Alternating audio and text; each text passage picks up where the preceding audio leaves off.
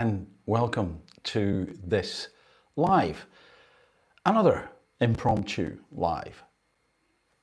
I hope this finds you well, and I hope you find this topic, this subject interesting. I think it's a subject and a topic which applies to all of us, or at least to many of us, and that's about the truth.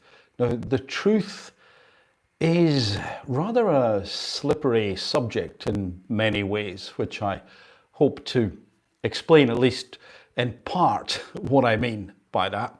And the truth, however, having said that, is, I believe, fundamental. It's fundamental in terms of the well-being of communities, of individuals, and indeed, one could argue of the planet itself, the human race itself. And that, I appreciate, it can sound extremely grandiose.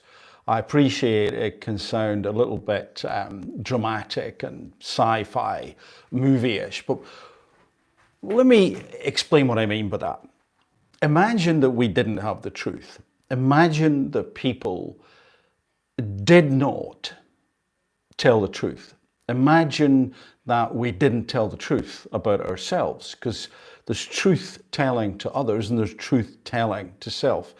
If we lived in such an environment, in such a world, then we would never know what the right thing to do was. We would never know who to trust. We would never know if the information that we were getting was beneficial or indeed damaging, dangerous. So the truth is important. Let me then just rewind a little bit and give you my perspective on the truth, or at least my take on me, who I am in terms of the truth.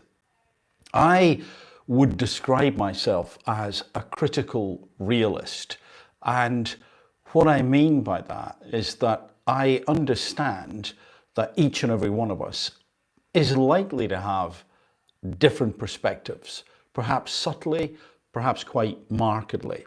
And a critical realist, well, the evolution of that, the germ of the idea was from a few decades ago, Roy Bhaskar, who talked about transitive and intransitive. Stick with me. And these are my words, this is my interpretation, so with apologies to critical realist experts. My interpretation of that is that he was saying that some things in our life, in our existence, are malleable, open to interpretation, and some things aren't. So let me add in another couple of words. Epistemology. How do we know what we know? How are we able to apprehend reality? If we can apprehend it, if we can grab it at all. And within that reality, one would presume, is the truth. Without the ability to access that reality, to apprehend it, then it's pretty difficult for us to access that truth, that fact, that thing that is out there. So epistemologically speaking, how do we know what we know? I am of the school of thought that I understand that some people will have different opinions about the truth. They will look at it in different ways. They will interpret reality in different ways. And that can be because they're stressed, or I'm stressed, their belief systems, which could be from school, it could be from further education, could be from parents, could be from work, it could be in part at least the way they're wired. And that's absolutely fine, because it gives us a richness, a diversity of opinion and approach, which is important. So epistemologically speaking, from a critical realist perspective, I think that, yeah, we can be quite different in how we perceive and what we understand to be reality. And therefore, in seeking the truth, we can have different versions of it. Now, it doesn't mean to say that we can't reach the truth. So from the Bhaskar idea of this transitive and intransitive approach. Transitive, he means, is it's open to change, it's malleable. So the perspectives, the epistemological perspectives of everyone are malleable, they're open to change, in my opinion, from that critical realist perspective. Ontologically speaking, what is actually out there?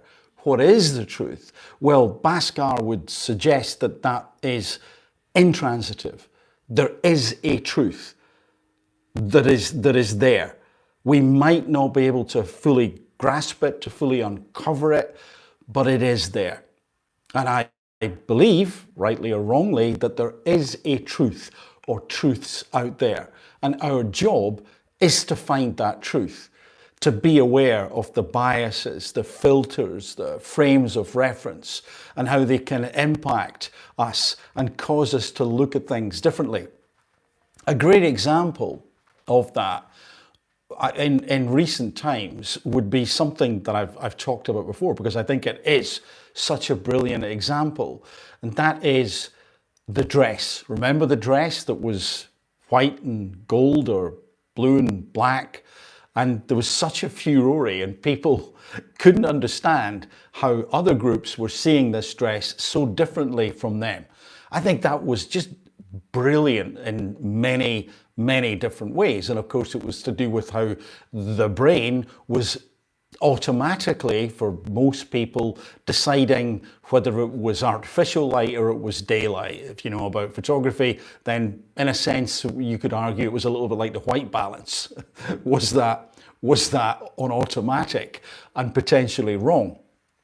So we can all look at things from different perspectives, but the truth is out there. So that's what I mean by saying I believe that I'm best described, and I'm not alone, as a critical realist.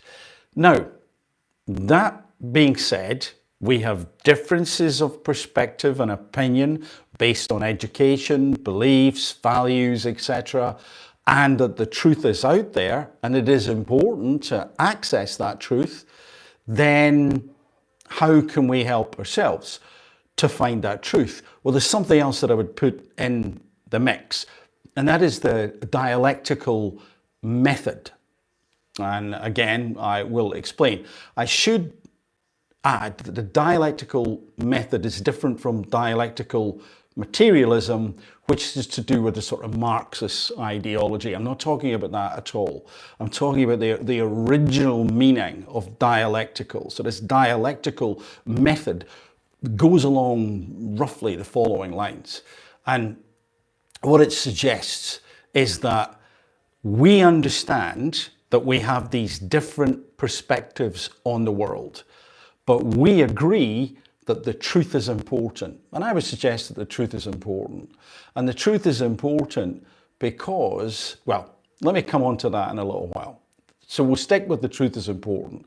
And we have these different perspectives, but we know that already. And because we think the truth is important, this dialectical approach is to recognize that up front and to say, I know we're going to have differences of opinion. I know we may have differences in terms of belief and filters, etc. All that stuff I talked about already. But we're both agreed that the truth is important. And with the truth being important, let us, you and I, seek to find that truth, seek to uncover that truth. And with that mindset, with that motivation, with that emotional background of collegiate, I suppose, inquiry. Yeah, that's actually probably quite a good description for it. It is collegiate inquiry. And that underpinning, that emotional underpinning, can therefore theoretically steer us away from arguing, from saying, no, I see the dress as white and gold, and you see it as dark blue and black. You're an idiot. Oh no, you're the idiot, and so on.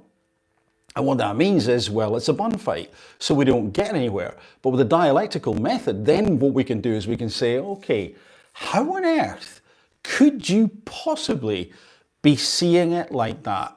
Let's figure out if we can understand what may be happening in terms of how people perceive, how they effectively color grade, what assumptions the brain may be making automatically. And then we might come up with, I think the favorite answer right now is the one that I mentioned in terms of the dress, and that is it depends on how the brain automatically decided what the light conditions were, artificial or daylight. And that seems to be the most well-received theory. It may still not be accurate, but the idea is that in one sense, that was an example of a dialectical method. It was an example of people saying, well, hold on a second, this transitive area out here, open to malleability of white and gold and blue and black, we need to consider, but with a view towards getting towards that transitive truth where there is an actual colour. And apparently, if you're interested or need reminded, I think it is dark blue and black. I think that was the actual colour of the dress. And if you saw it as white and gold, you're probably not totally convinced. You may be saying to yourself, yeah, I still don't see it that other way around. But we have faith, confidence, because we've looked at how people have uncovered this in the quest for the truth, that it's probably correct. And whilst that in some ways is a frivolous example, I think it's a useful example to keep a hold of. So, my perspective, we're all different, but there is a truth out there. And with those differences, if we can adopt the approach of saying to ourselves and to each other, we seek the truth, that is what we seek, then there is some hope on the planet. Why then is it important? I've touched on that already by saying that, well, we wouldn't know what was dangerous, we wouldn't know what was beneficial for us. But if you look at what is going on and has gone on for quite some time in history, up till now, present day, when the truth is not shared, when the truth is not sought, then we run into all sorts of challenges. Again, I'm not going to mention names because algorithms, but if you think about some of the bigger corporations in the past when they've run out into trouble, present day when they run into trouble, and then you find out, well, hold on a second, they were just lying. There was a whole pack of lies in there. How damaging is that for society? How damaging is it in terms of progress? How damaging is it in terms of trust? And trust is a really big issue these days, is it not? And of course, we can look at the public sector, we can look at politicians. How much do we trust some politicians? How much do we not trust them?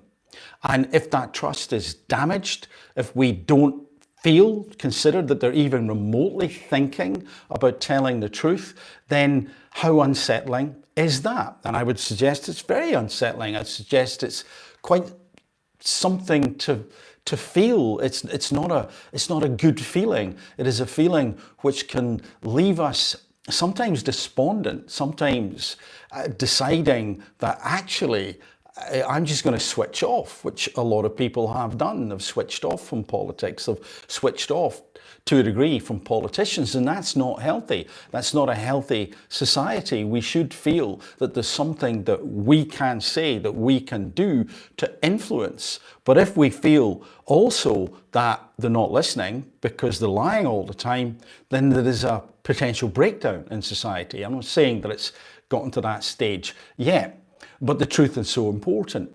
And I've said this before, but if you listen, for example, to politicians being interviewed, how often are they asked the same question again and again and again and again? And they deflect.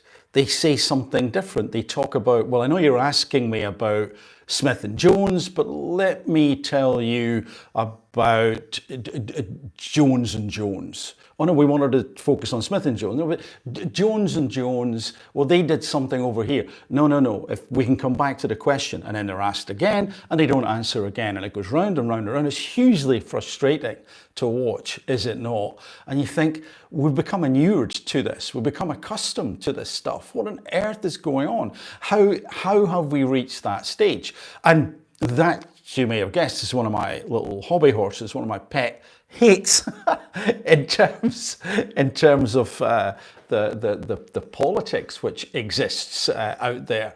And I'd say that certainly in this country, the UK, it is better than some. And yet it's not perfect, far from perfect. And then if we think about organizations, if we think about, is it profit, above all, is it, what is the phrase, profit over planet? So it's hidden, the pollution that's going on. There's just obfuscation, which is by the absence of the information, another form of lying. Then pretty quickly we can see that the truth is, or the lack of it, I should say, is damaging, and the truth itself is so important. And then we need to consider ourselves and the fact that we have to be truthful to ourselves. If you consider any, well, not any form, but a lot of form of development, a lot of things that suggest that we need to improve, then very often we have to be truthful to ourselves.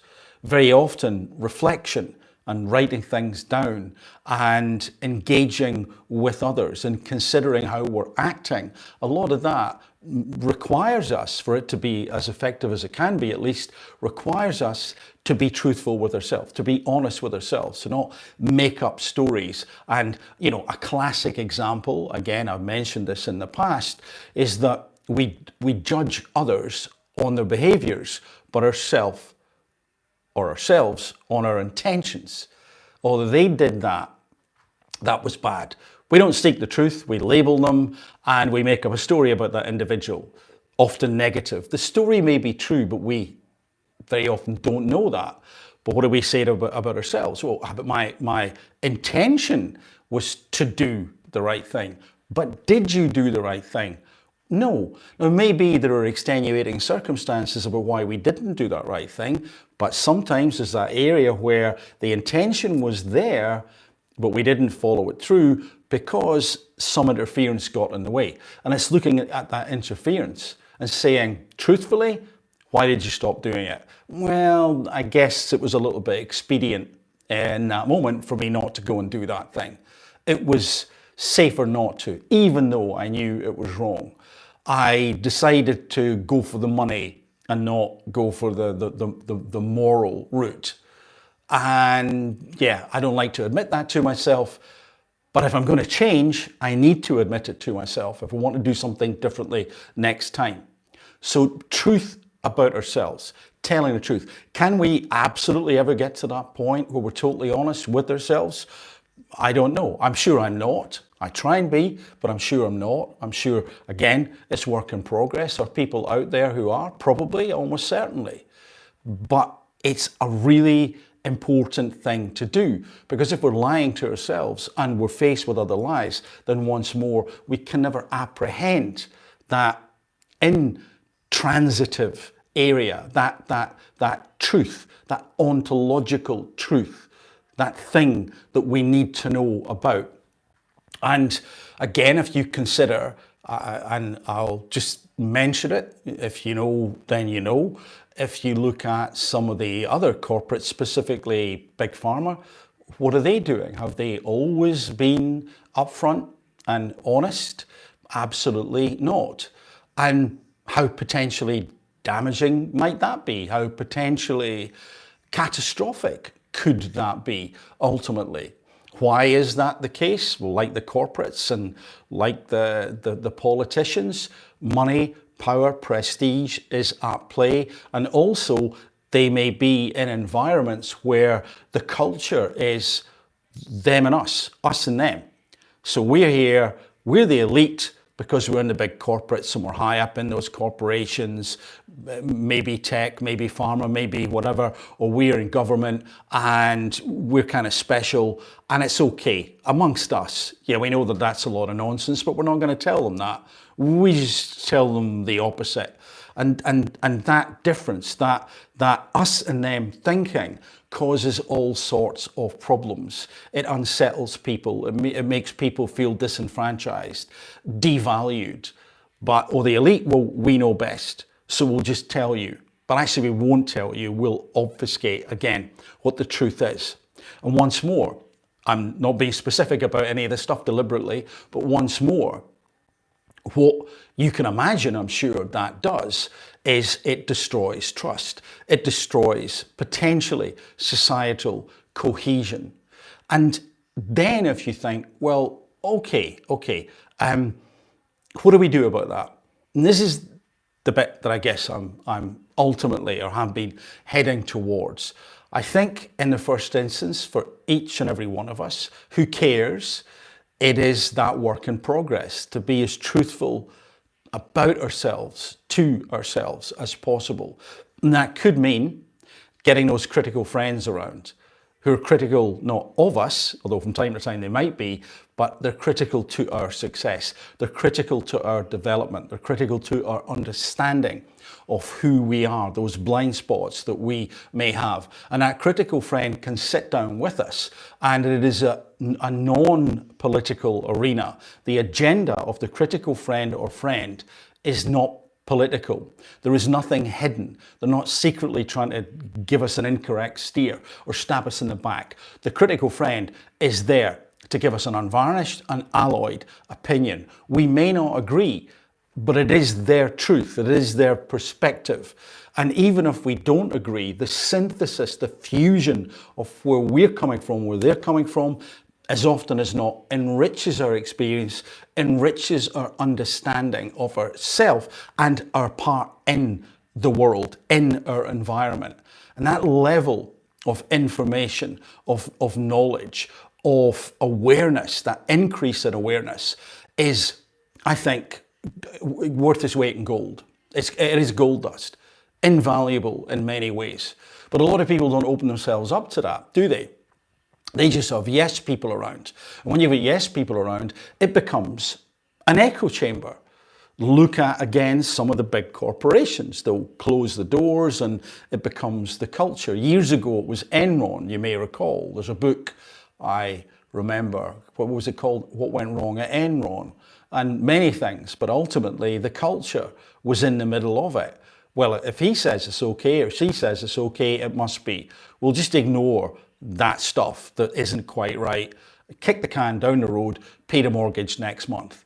And if we all do that and consistently do it, then once more, society begins to find itself in trouble, or perhaps in more trouble. And anyway, back to, therefore, our critical friends.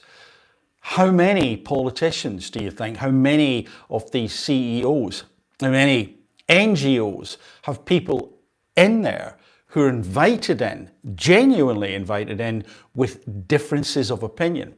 That's diversity, in my opinion, or at least part of it. It's somebody coming in and saying, I'm looking at this totally differently, and I think you need to consider this. Now, if it's just lip service, then it looks good and it's a total waste of time. It's just pandering, it's virtue signaling, it's nonsense. But if it's real, if someone says, right, okay, let's get to this ontological truth. Let's find it if we possibly can, you and I. So epistemologically, you coming at this from a transitive perspective, just as I am. It's malleable. Our versions of what we think the truth is malleable, but we both really want to find what that truth is, to grab it, to apprehend it, to understand it, to unpack it, to use it, to benefit from it, to help other people benefit from it. Then we can get somewhere. And imagine what we've got to do that with this other individual who's coming at it from that different perspective. Not only do we want to seek the truth, we've got to be willing to be wrong. We cannot do that with a yes person around or where the power dynamic is wrong. We've got to do that as equals, maybe a group of people, of course, as well, not necessarily just one-to-one. And in a sense, this could also be like a critical friend. They're going to tell us their opinion. We might not agree, as I've said, but it enriches. And if we could do that, and if more leaders did that, and if we did that, and you may be doing this already, can you imagine the leaps and bounds that, I mean, it will require and would require other things, but that could manifest, could occur because of that interaction. And I have a suspicion, a sneaking suspicion, and I think I've actually seen some of it up close as well, is that so many people, particularly in these inflated, they think, positions of power and influence, don't do it. As I've said, it becomes yes people, it becomes an echo chamber, it becomes us and them, the others. And when that happens, nobody challenges. Nobody challenges really, properly. It is a kind of fake challenge. The thinking becomes tramline and it becomes stultified ultimately. Look at how many mistakes you can see some corporations make in terms of PR, whatever it may be. Look at how many mistakes you can see governments make in terms of PR or whatever it may be. Why is that? How could that be? These organizations are filled with very smart people. Well, one reason, and there can be a few, I think it's because it becomes an echo chamber and people don't like challenged. So as part of that, I suppose, goal for us and them and these groups in the mix is dialing down the ego. In the mix is being curious. When we're curious, when we think, hey, you may know something that I don't, then we can become enriched. And if we don't bat it away because it's different, if we're truly following that dialectical method, then we're already in that receptive zone emotionally. That curiosity, that search for the truth, as I've said, underpins the journey that you, me, and this other individual or these other individuals are on. And that's got to be good, hasn't it? It's got to be good for all of us. So, as I've suggested, the homework, certainly for me, is to consider those blind spots, to speak to more of the critical friends, to be really truthful with self as far as possible and say, did that action, was that thinking, were those behaviors that I actually got involved in, were they aligned to my values? Were they aligned to being totally truthful, honest, open, or do they need adjusting? Do they need adjusted or adjusting? And what do we do about some of these corporations, some of these politicians? As somebody said, well, you know, don't vote for them. It just encourages them, which is fair enough on one level. But would that work? I don't know. Don't buy from those big corporations. That's certainly something that I do think we can all do. If we think an organization or a company is toxic, it's really easy because often they produce things that they're fast, they're quick, they're expedient, to use that word again. But should we encourage them or should we walk away? And of course, politically, quite a few people did walk away recently.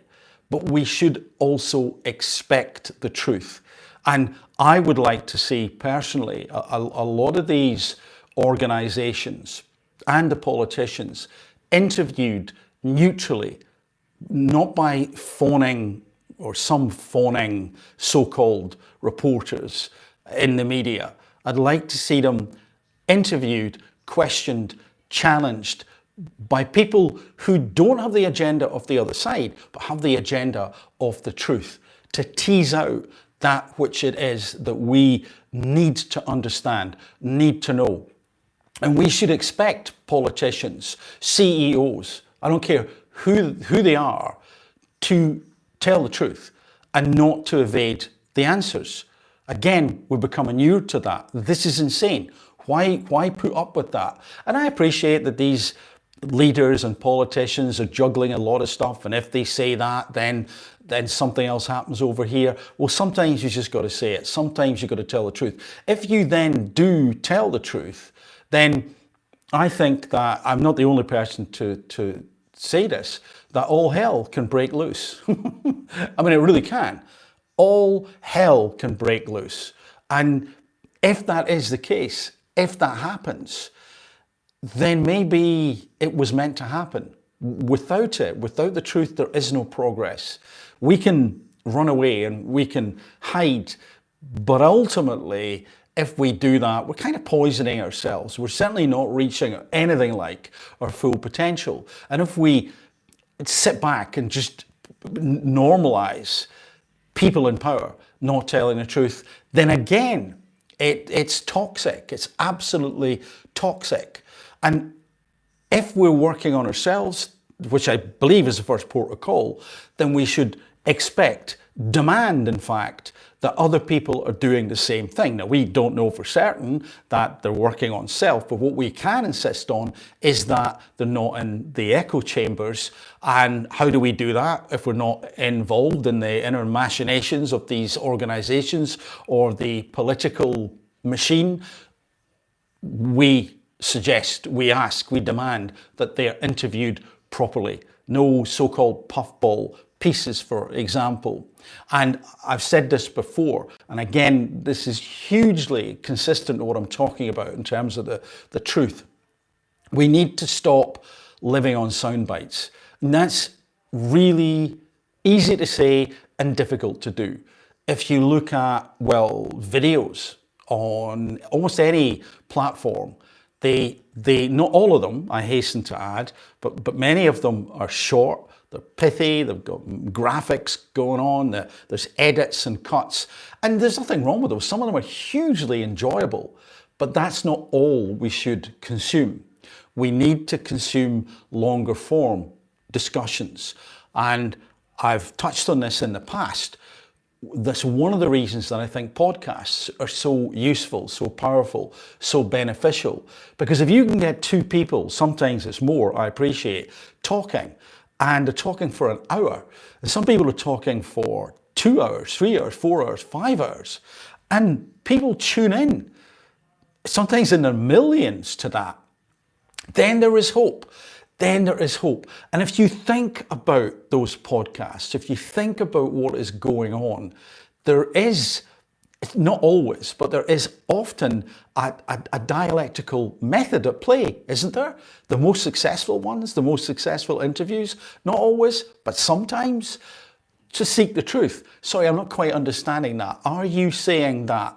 Yeah, well, I am kind of saying that, but I didn't mean that then. What I meant was this. Can we reach an agreement? Can we find out? You know, UFOs, classic one. So many discussions on that, so many long form podcasts on that. But I've seen this discussion where people are obviously opposed, and it doesn't mean to say they uncover the truth. But I believe that in some of those interviews, conversations, I should say, they get closer to it. And also in those conversations, if we don't get closer to the truth, we understand much more about the two or more individuals who were involved in that conversation. They're more exposed to us in the sense that, I understand more about how you think and where you come from. And with that greater sense, we might want to move away from that individual or think, no, I trust you. And again, we're back to that trust word. Because how many people who are involved in these longer form podcasts are pretty trustworthy, or at least we trust them. We trust them because we've listened to them over a period of time. And all of that is to flip back round to say, therefore, although we do have these short form videos and, shorts and all that stuff, highly edited, which I think could be great, there's this place, need and requirement. Obviously, we can see this from the podcast for longer form stuff. So should we not have more politicians? And I know that at least one leader, I think it was Elon Musk, wasn't it? And one politician, Trump, did they sit down together? I think they did, but I know that they both have given longer form interviews. And I'm not extolling the virtues of either. I reserve judgment. I don't really know them. But if more and more and more of these interviews, of these interactions, of these conversations were conducted, would it ultimately not be a good thing? And I point you towards the antithesis. And funnily enough, in that dialectical method, we have a thesis and an antithesis. We can perhaps put them together and agree to disagree sometimes, but maybe get closer to the truth. So the antithesis of the long form conversation is often what you see in many of the larger media platforms, like let's say the BBC. And I'm not saying there's not a place for this, but you can see how it doesn't often get us closer to the truth. Question Time. Now, it can be a really enjoyable program. There can be insights in there, and I think it's important that it continues to run because I think it does some good. But so much of it is soundbite territory, isn't it? If you look at the politicians or whoever the pundit is, and they're talking about, let's say, climate change, and the person who wants all cars off the road has one opinion, and the person who thinks that, well, we should run on fossil fuels for the next 50 years has this opinion. But what do they both do? They play to the crowd.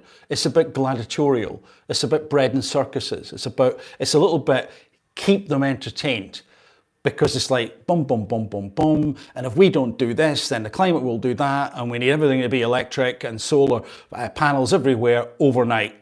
And it's almost like, over to you, audience, for the applause, which they often get. But then the antithesis, or the antithesis, I should say, is the other person who maybe is the fossil fuel advocate. And what do? They go, okay, we should run for 50 years and blah, blah, blah, blah, blah, blah, blah. And then they wait. And if the audience has been selected in a certain way, then there are probably supporters of that there as well. And it's like, massive applause. Thank you very much.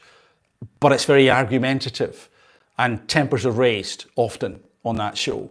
And it's very emotional and emotive. And what playing to the emotions can do, whilst it can move certain people and can align them to a cause, of course, and the politicians and the CEOs know that, it can also dumb us down.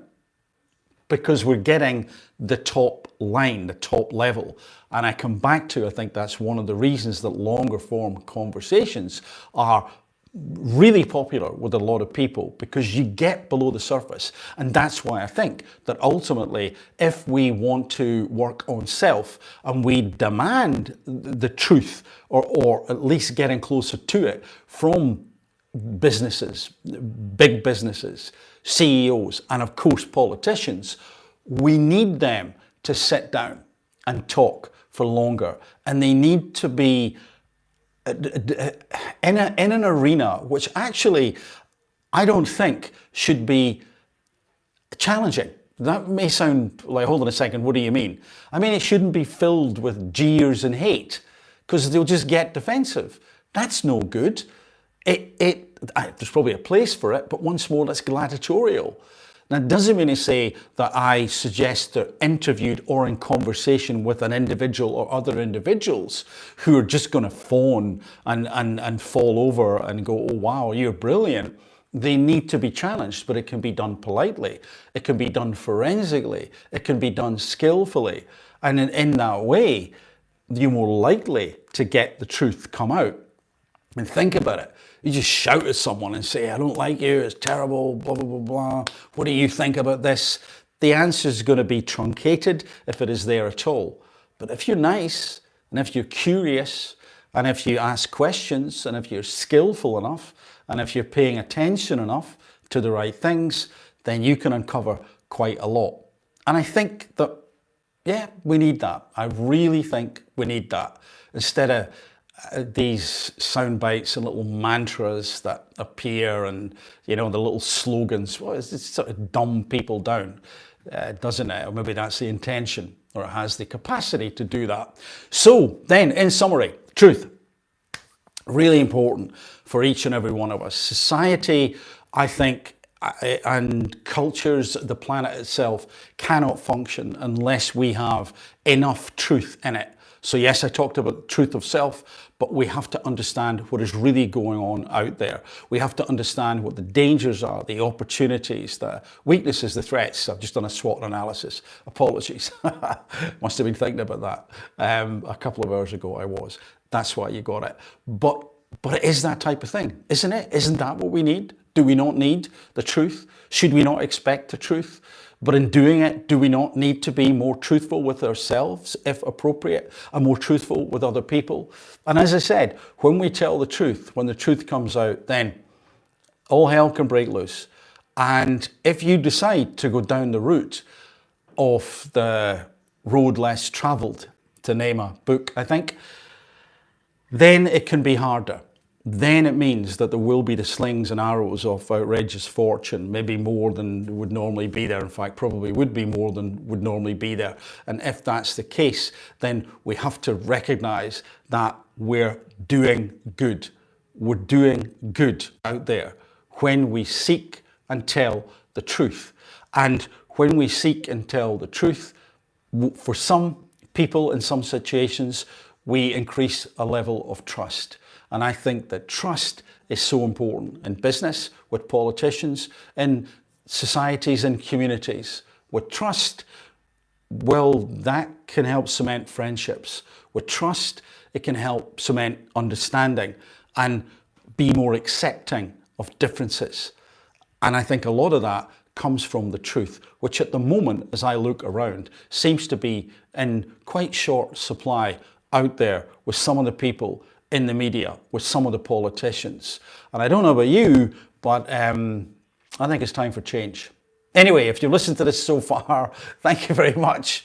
Do appreciate it. And if you've got any thoughts and questions and stuff, then pop them in the comments. There's nothing I've seen coming up, so if anybody has left a comment, apologies. I haven't seen it, nothing on the screen that I can see. Anyway, thanks for sticking with it, and I hope you have a good evening. Now I've got to find a way to switch this off, as usual, which is over here, I think, like that. All right.